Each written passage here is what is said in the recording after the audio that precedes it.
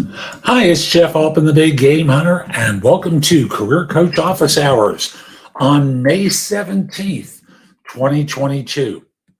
I spend some time on Tuesdays and Fridays at 1 p.m. Eastern, fielding questions from people about job search, hiring more effectively, management, leadership, and helping people with different workplace issues. And if you've got a question for me, you can put it in the chat. I'll try and get to it because I do have some other questions that have already come in that I'll field. But I tend to be pretty good about this stuff, doing it off the cuff and helping people with different professional issues. And I'll also remind you that my website, thebiggamehunter.us, has a ton of great information in the blog that you can watch, listen to, or read that will help you in a variety of different ways. Plus, I've got courses which you can purchase or rent from me that are inexpensive that'll help you with different dimensions of your job search. So again, that's thebiggamehunter.us. If you're interested in the courses, there's a drop down, or you go directly to thebiggamehunter.us/courses and take a look at what's available for you there. Now, I start off these shows with a coffee toast, but this one is not going to be a toast. It's a criticism. I'm not aware that I've ever done a criticism, but how the hell did social media blow it with the shooter in Buffalo? Like, really, you spent all this time and money looking for specific words that allow you to deplatform people with political persuasions that you disagree with, but you missed the racist. How the hell did that happen? So get your act together. Focus on what's important and stopping murders. What you call hate speech, you missed real hate speech. Pay attention to your job and do the right thing by people so no one else has to die. So excuse the political diatribe, but it's bizarre to me. You miss a 180-page manifesto with as much crap in it as was in that? Come on. Now, sorry. Like I said, first time I've done this, it really bothers me that people who are there to pay attention to hate speech miss the real hate speech. Now, I've got a bunch of questions from people, and the first one for today is getting laid off the same as being fired? There we go. That question now goes into chat. And the answer is no, it is different. Laid off is normally for economic reasons. That is, we can't afford to keep you any longer. I'm sorry, we have to lay you off. That's one level. The other level is you're fired. You're fired because you don't do your job. And we can't have that any longer. As a result, get out of here. You're fired. That's another version of it. So I'll just simply say, there is a distinct difference between the two, and I'm glad I could make it clear for you, okay? Now, the next question for today is, so you apply for a job and the recruiter contacts you to set up an interview with the hiring manager, but this recruiter doesn't ask for salary expectations and anything else. Is this a legit interview? Yeah, it's probably legit. It's probably not fake. The recruiter, I have no idea whether you're talking to a corporate or a third-party recruiter, but it doesn't really matter. You have an interview scheduled with a hiring manager. This person's going to screen you and talk with you about an opportunity that they have on staff. I don't know why you'd think it's not legit, except they haven't talked to you about money. They may have an idea of what you're earning based upon where you work and what you do and what your grade level is at that organization. But the long and the short of it is, I'm sure it's a legit interview. Okay. So go on it, impress the heck out of them, make them fall in love, Focus on delivering for this interview so that this way they want to hire you. And then from there, then you have a choice as to whether or not you want to go to work for them. But otherwise, don't hold back. If you hold back trying to figure out if this is legit or fake, you're going to blow the opportunity. So, see, it says interviews legit or fake. Okay. So you'll blow the interview if you hold back. So go for it. Make them fall in love. No love, no money, no job opportunity for you. Okay. I've got another question for today. Should companies who are short-staffed pay existing employees the difference of a fully staffed shift? First time I'm seeing this question. Okay. No. I know this is what you want me to say, but the answer is no. You're probably not doing, let's say you work in a restaurant, you're understaffed at the restaurant. Should you be paid the difference? Well, you're going to get more in the way of tips, right? So tips are going to help you compensate for the extra work that you're going to do. You are paid, I'll use the example of a restaurant. You're paid hourly to show up and do what you're assigned to do. And then you earn tips on top of it. That's how the system works. You're getting more tables. If there's a tip pool, well, you're going to get a higher cut from the tip pool if that's the way it works. So I'll just simply say, I don't think that you should be paid more. And if you're in an office job and they're short-staffed, well, you're going to take on some additional work and some's going to fall by the boards. And they're going to try and hire replacements. And there are going to be days where you don't do your job particularly well. Are you going to give them back money, or is it only a one-way street? I just want to make sure I understand this. So, no, I don't think it's something that you should be paid more for, or paid a share of the additional money that they're saving by having you work and do additional work. I'll also say that if you don't like that, you can get another job where you're going to be working more normal hours or doing a more normal level of work. But no, I don't think you should be get paid more. Okay. Next question is it a red flag if a job description says commission only? Well, I worked as a recruiter for many years and I wasn't paid a salary. In sales, the question always comes down to is, do you have a saleable product, a saleable service? If you do, they're spending money to put a market value to it. When I worked in recruiting, I had a draw against projected commission, but fundamentally I was doing commission-only work and drawing against my own bank account. A draw basically means you accumulate a pool of money that comes as a result of sales that I've done. I was working, in effect, straight commission, drawing from my own bank account. So I would just say to you, no, it's not intrinsically bad. But when I coach people these days and they're new to sales, I discourage them from taking such positions because I know they're not used to the stress that I lived under all those years when I did recruiting. And thus, their performance would not be great, and they couldn't afford to necessarily do it. So I steer them away from situations like that. Judging by the question, you probably shouldn't be in a situation like that either. I would suspect you're a new person to sales. Being on straight commission would freak you out if you weren't writing business. So that's my answer about, is there something intrinsically wrong with a straight commission job? I'll just remind you, if you've got questions about job search, hiring, management, leadership, or anything work-related, put your questions into chat. I'll try and get to it on today's show and answer your question. Also, my website, thebiggamehunter.us, is a place where you can schedule time for a free discovery call, a coaching session.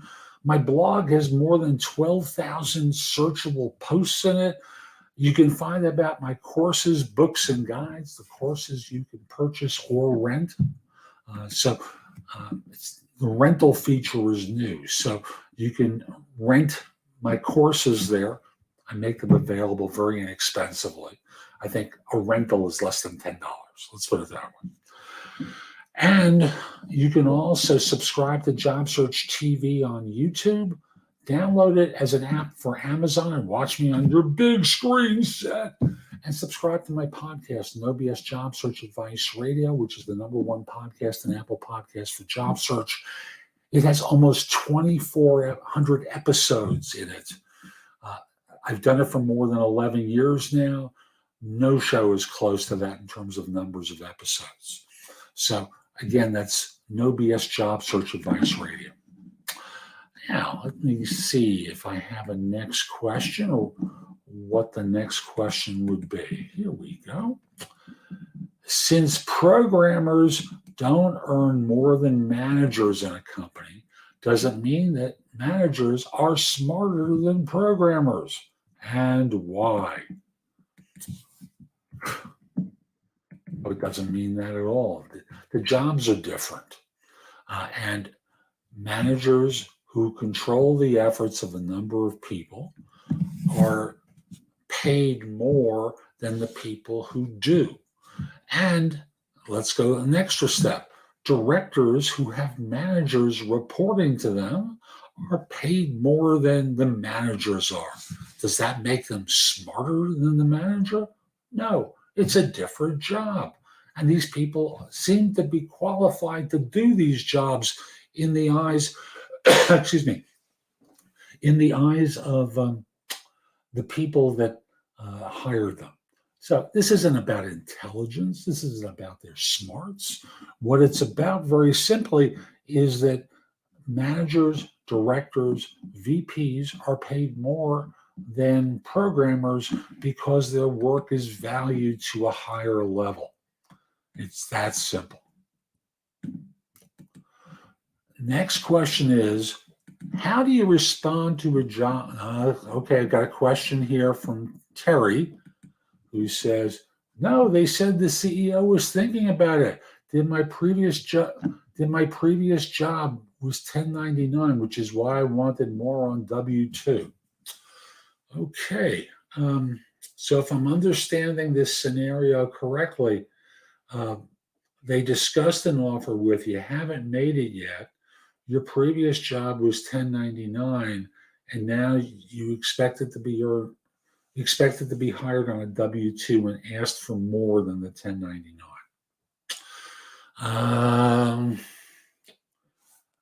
And they said they'd get back to you on Friday at the latest, and now it's Tuesday. So, of course, I contact them. And based upon what I know of this situation from what you put into chat, they're stalling.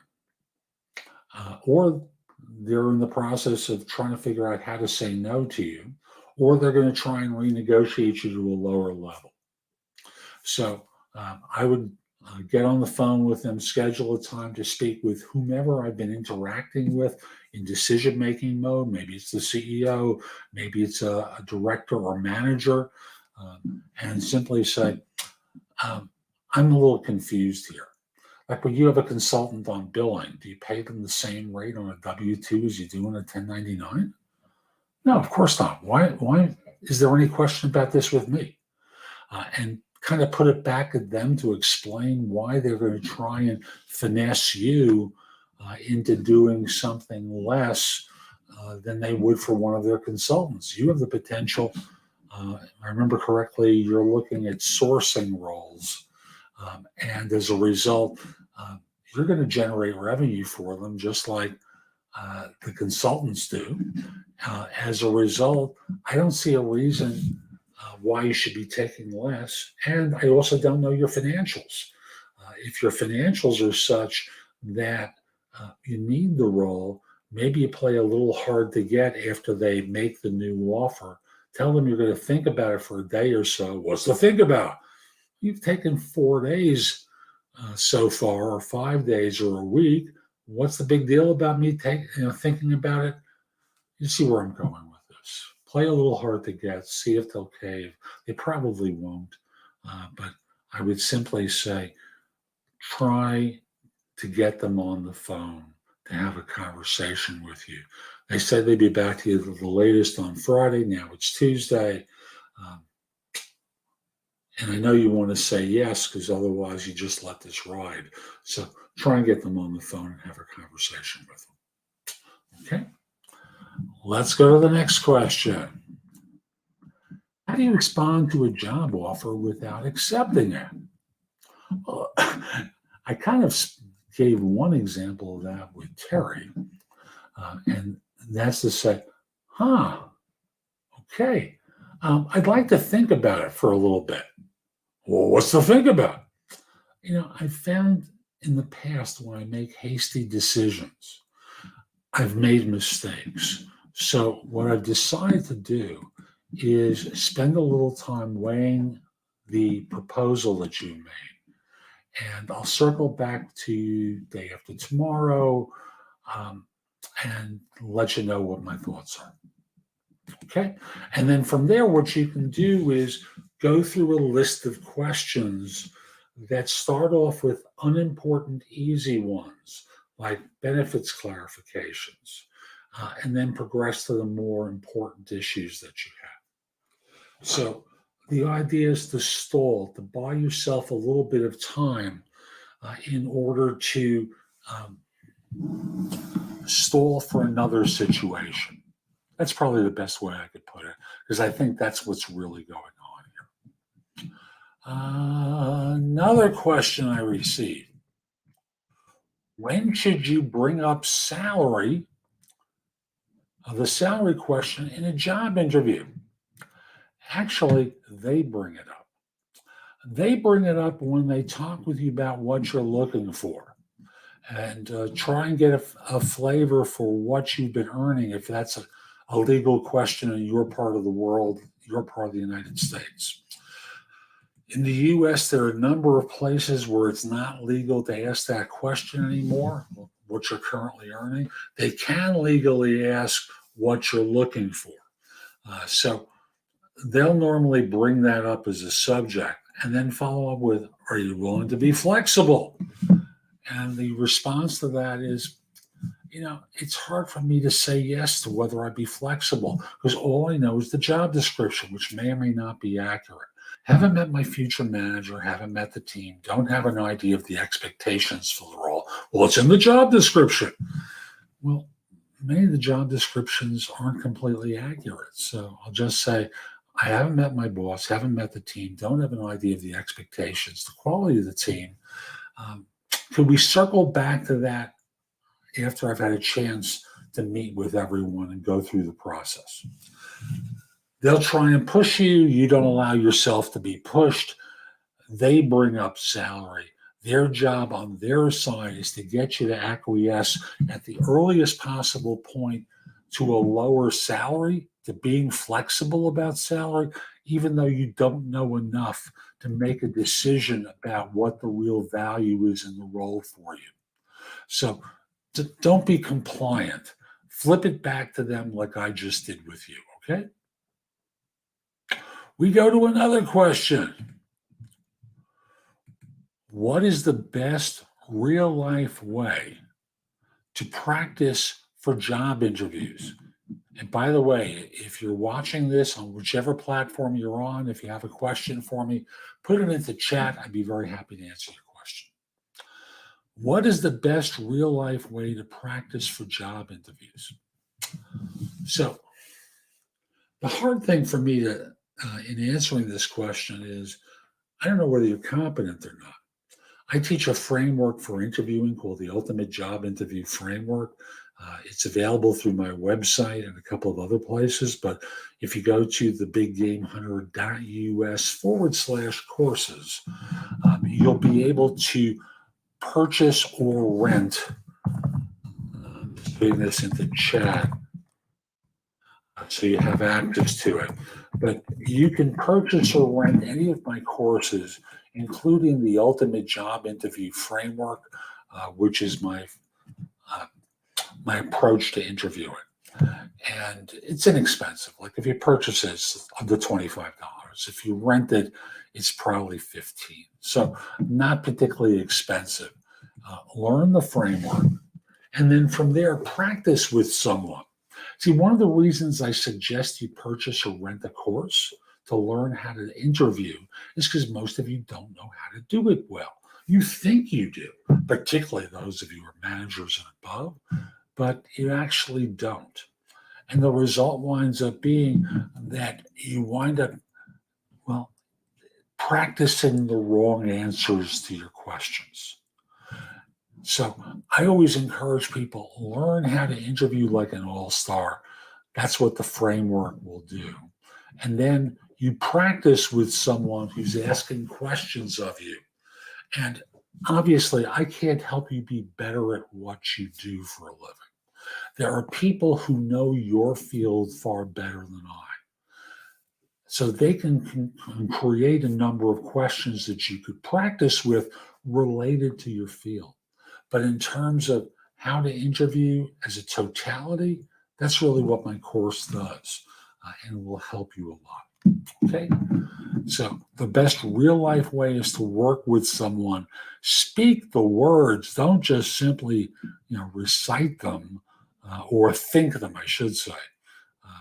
Put yourself in the position where it feels like a real job interview, so that this way you can start practicing and ultimately winning.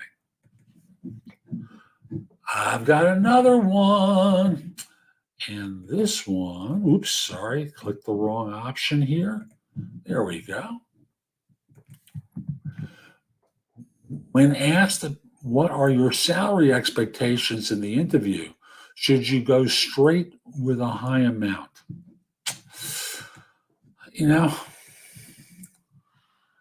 It may be high for you. It may not be high for them.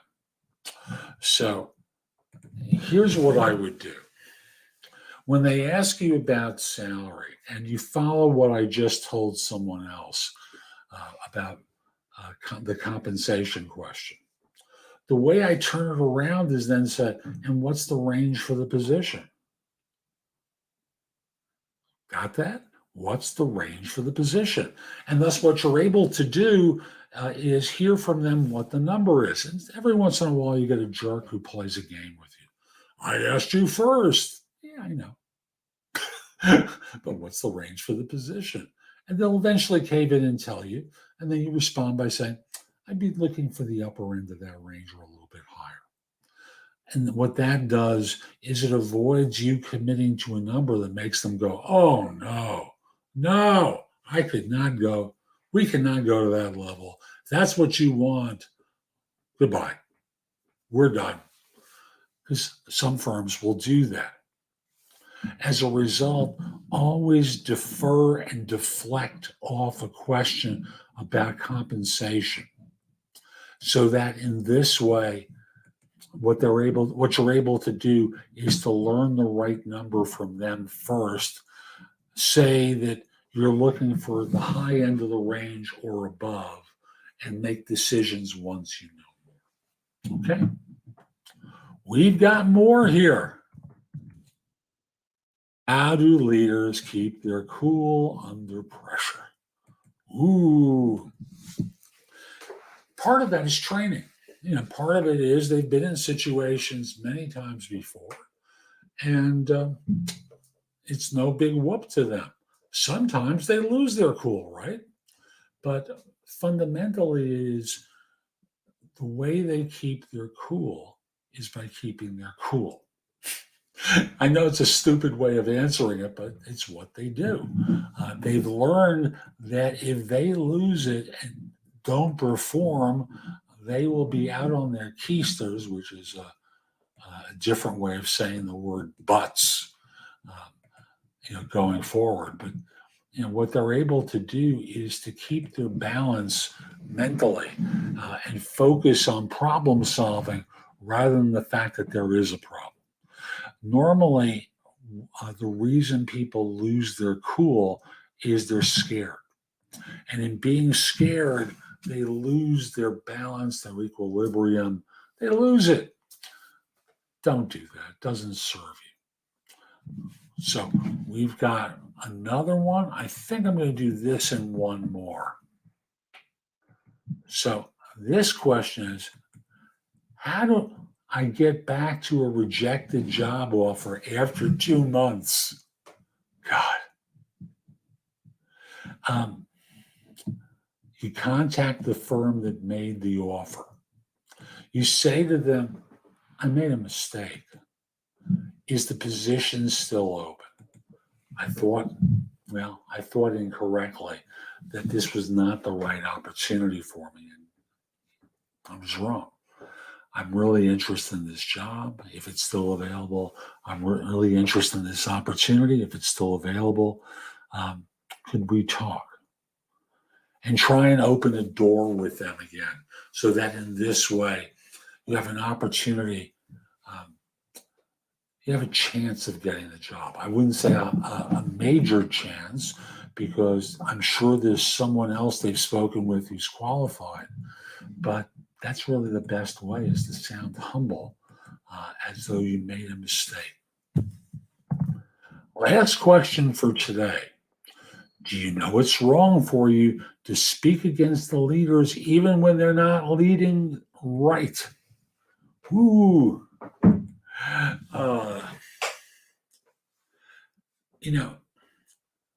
Criticizing someone doesn't make you wrong. You have an opinion. They may be right. As a result, you're not going to go public with your criticism. You're not going to have a press conference. You're not going to criticize people vociferously. What you're going to do, very simply, is not be a public assassin. What's in it for you? They've got the ear of management. Their manager may have told them what to do, and they're just executing on it. So you're cutting behind their back to be critical doesn't serve you. So I would just say to you, it's wrong. It's not wrong to speak ill of a leader if you disagree with them. It's not necessarily wrong. It's how you do it that becomes important. So you can go to this person directly and say, I'm curious. You made this decision. Your prerogative. Teach me what your thought process is, because when I look at it as not at your level, I see it this way. Teach me how you thought it through. And that turns it into a learning opportunity that may cause you to say, I can see that, and move from there. So with that, I'm going to bring the show to a close. I'm Jeff Altman. Hope you enjoyed today's show. If you did and you're watching on YouTube, click the like button, share it, do something that lets people know it was worthwhile. Same thing on LinkedIn, same thing on Facebook. Share it, leave a comment, do something that lets people know it was worthwhile. I also want to mention, visit my website, thebiggamehunter.us, where I've got thousands of posts you can watch, listen to, or read that will help you find work more quickly. Also, you can schedule time for a free discovery call, schedule time for coaching, find out about my books and guides and courses. There's just a lot there to help you. Thank you, Terry. There's a lot there that'll help you. I'll also mention, if we're not connected on LinkedIn, send a connection request to me at linkedin.com/IN/the-big-game-hunter. Mention that you watch this. I like knowing I'm helping some folks. And once we're connected, your network is going to be a lot bigger. And you can message me with your questions ahead of the next show. I hope you have a terrific day. And most importantly, be great. Take care.